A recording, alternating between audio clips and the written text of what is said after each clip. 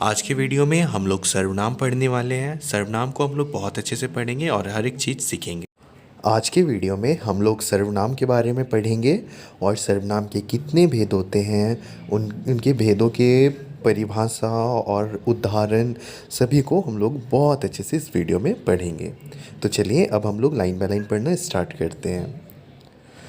सर्वनाम परिभाषा। सर्वनाम उस विकारी शब्द को कहते हैं जो संज्ञा के स्थान पर उसके प्रतिनिधि के रूप में प्रयुक्त होता है।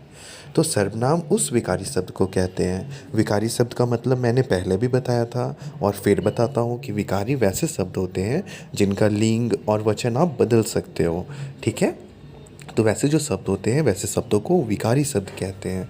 तो सर्वनाम उस विकारी शब्द को कहते हैं जो संज्ञा के स्थान पर उसके प्रतिनिधि के रूप में प्रयुक्त होता है।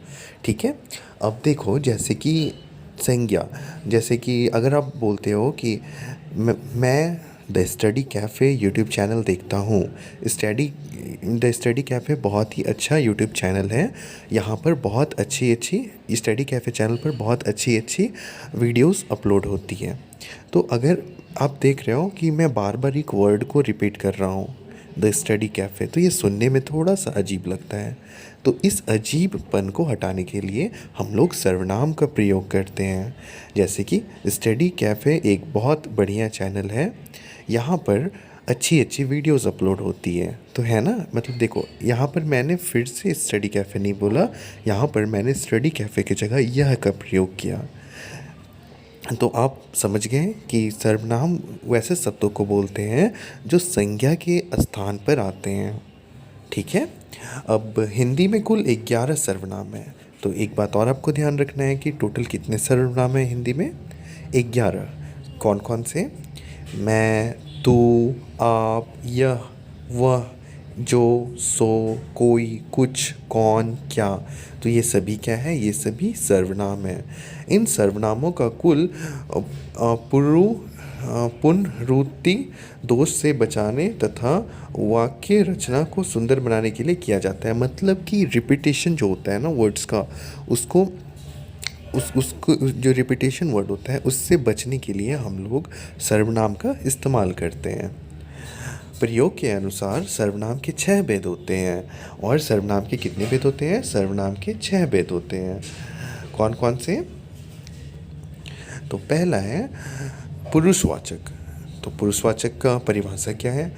जिस सर्वनाम से बोलने वाले, सुनने वाले तथा जिसके विषय में कहा जाए उसका बोध होता है वह पुरुषवाचक सर्वनाम कहलाता है।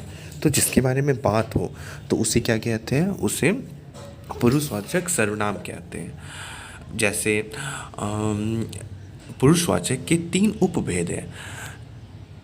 पुरुषवाचक सर्वनाम जो है ये सर्वनाम के भेद हैं और पुरुषवाचक सर्वनाम के और 3 भेद होते हैं। कौन कौन से इसके उपभेद होते हैं? उपभेद एक होता है कहने वाला। कहने वाला को बोलते हैं हम लोग उत्तम पुरुष। सुनने वाला को हम लोग कहते हैं मध्यम पुरुष। और तीसरा जो है वो है अन्य पुरुष, जिसके विषय में बात की जाए तो वो हो गया अन्य पुरुष। फिर है निश्चितवाचक। निश्चयवाचक किसे कहते हैं? निश्चयवाचक सर्वनाम से किसी निश्चित वस्तु का ज्ञात होता है। मतलब कि जब आप किसी निश्चित चीज़ के बारे में बात करो तो उसे क्या कहते हैं? उसे निश्चयवाचक कहते हैं, निश्चयवाचक सर्वनाम। जैसे कि यह, वह आदि। अब है अनिश्चयवाचक। अनिश्चयवाचक सर्वनाम किसे कहते हैं? अनिश्चयवाचक सर्वनाम से किसी निश्चित वस्तु का ज्ञान नहीं होता है। तो आपको समझ आ गया अनिश्चयवाचक से क्या होता है? किसी निश्चित चीज़ का ज्ञान नहीं होता है। और वहाँ पे हम लोग कैसे शब्द का प्रयोग करते हैं? वहाँ पे हम लोग कुछ, कोई, किसी शब्द का प्रयोग करते हैं। चौथा है प्रश्नवाचक। प्रश्नवाचक से ही लग रहा है कि क्वेश्चन, समथिंग जो कि क्वेश्चन करें, तो क्वेश्चन। तो प्रश्नवाचक सर्वनाम। प्रश्नवाचक सर्वनाम से किसी व्यक्ति या वस्तु के विषय में प्रश्न का बोध होता है। जैसे कि कौन, किसे, क्या। तो कौन, किसे, क्या, ये सभी क्या है? ये सभी सर्वनाम है। कैसे सर्वनाम है? तो प्रश्नवाचक सर्वनाम है। फिर आता है संबंधवाचक सर्वनाम। संबंधवाचक सर्वनाम से किसी संज्ञा या सर्वनाम के संबंध का ज्ञान होता है। जैसे जो, सो, जिस, जिसका, तिनका। तो ये सभी जो है ये सब संबंधवाचक हैं। संबंधवाचक सुनने में ही लग रहा है ना कि संबंध बताता है, तो संबंध बताता है संबंधवाचक सर्वनाम। किसका किसका संबंध बताता है, तो यह बताता है सर्वनाम से किसी संज्ञा या सर्वनाम के संबंध, मतलब संज्ञा का सर्वनाम के साथ संबंध बताता है। फिर है निजवाचक सर्वनाम। निजवाचक सर्वनाम किसे कहते हैं? निजवाचक सर्वनाम से निज या अपने आप का बोध होता है। जैसे आप मतलब निज बोलते हैं ना, निजी ज़िंदगी मतलब पर्सनल लाइफ, तो वैसे निज मतलब खुद के बारे में। तो निजवाचक सर्वनाम से निज या अपने आप का बोध होता है। तो अपने आप को बोध कराने के लिए कौन से सर्वनाम का प्रयोग किया जाता है?